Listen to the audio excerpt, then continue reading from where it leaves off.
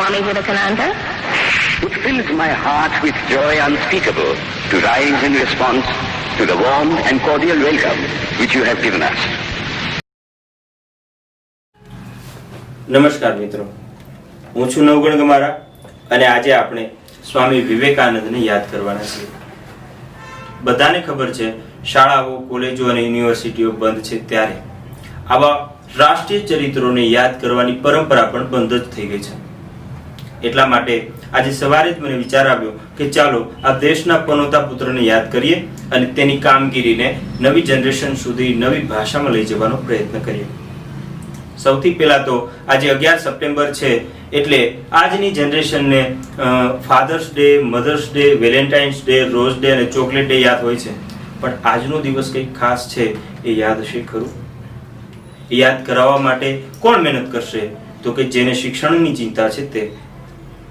મને આજની નવી પેઢીની ચિંતા છે, એટલે આજની જનરેશનને હું કહેવા માંગુ છું કે 11 સપ્ટેમ્બર 1893ના દિવસે સ્વામી વિવેકાનંદ ભારતીય સંસ્કૃતિની વાતો લઈને વિશ્વના એક સમયના પ્રખ્યાત શહેર શિકાગોમાં જઈને આ સંસ્કૃતિને ઉજાગર કરવાનો પ્રયત્ન કર્યો હતો.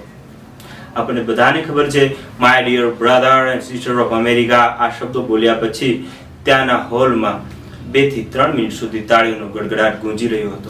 Sisters and brothers of America.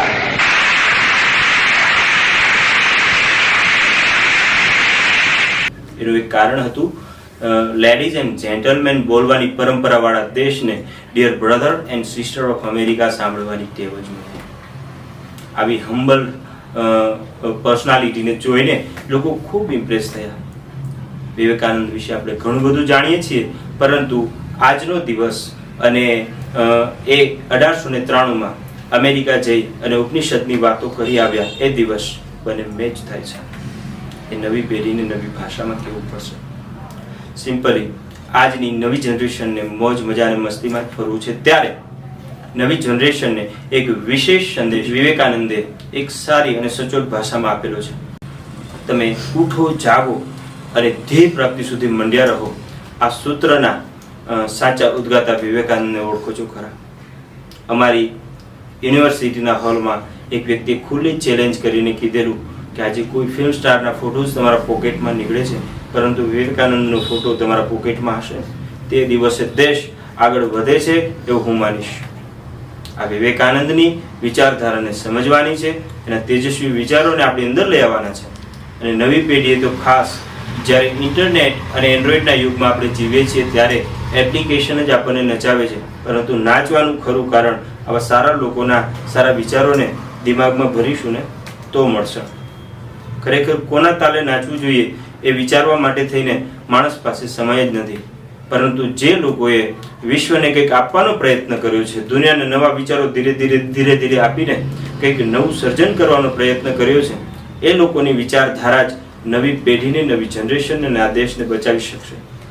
આવા બધા પ્રયત્નો સ્કૂલ, કોલેજ અને યુનિવર્સિટીમાં થતા હતા, પરંતુ આપણે વૈશ્વિક મહામારીમાંથી પસાર થઈ રહ્યા છીએ ત્યારે આ પ્રયત્નો લગભગ સ્થગિત થઈ ગયા છે.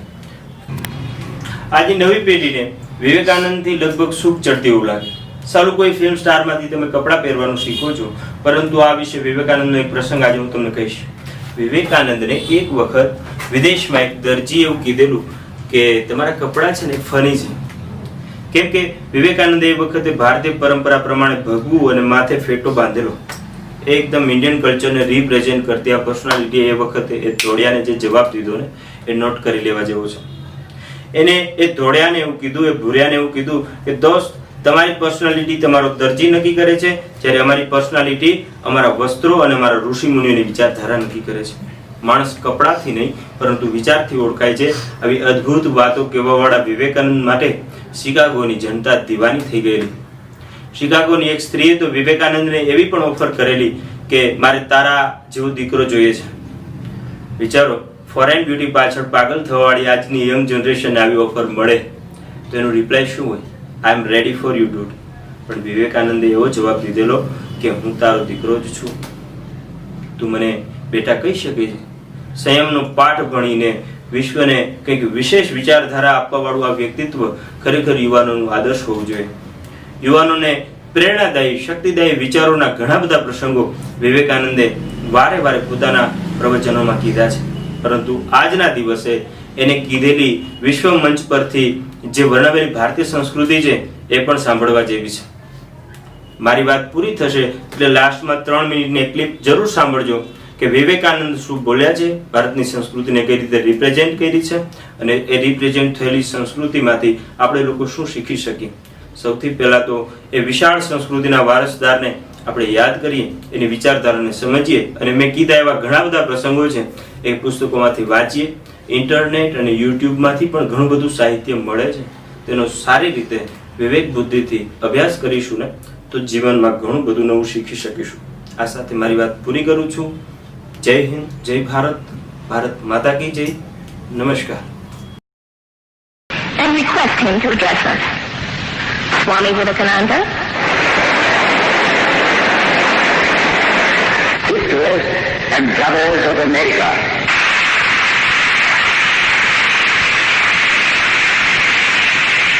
it fills my heart with joy unspeakable to rise in response to the warm and cordial welcome which you have given us.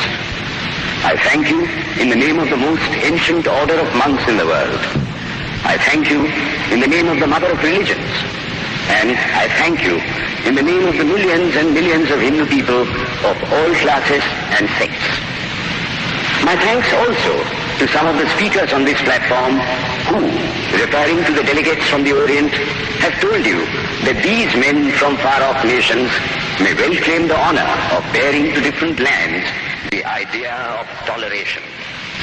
I am proud to belong to a religion which has taught the world both tolerance and universal acceptance. We believe not only in universal toleration, but we accept all religions as true. I am proud to belong to a nation which has sheltered the persecuted and the refugees of all religions and all nations of the earth. I am proud to tell you that we have gathered in our bosom the purest remnant of the Israelites who came to southern India and took refuge with us in the very year in which their holy temple was shattered to pieces by Roman tyranny. I am proud to belong to the religion which has sheltered and is still fostering the remnant of the grand Zoroastrian nation.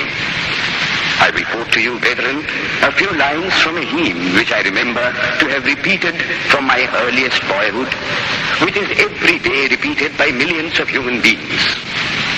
As the different streams, having their sources in different places, all mingle their water in the sea, so, O Lord, the different paths which men take through different tendencies, various though they appear, crooked or straight, all lead to Thee. The present convention, which is one of the most august assemblies ever held, is in itself a vindication, a declaration to the world of the wonderful doctrine preached in the Gita. Whosoever comes to me, through whatsoever form, I reach him.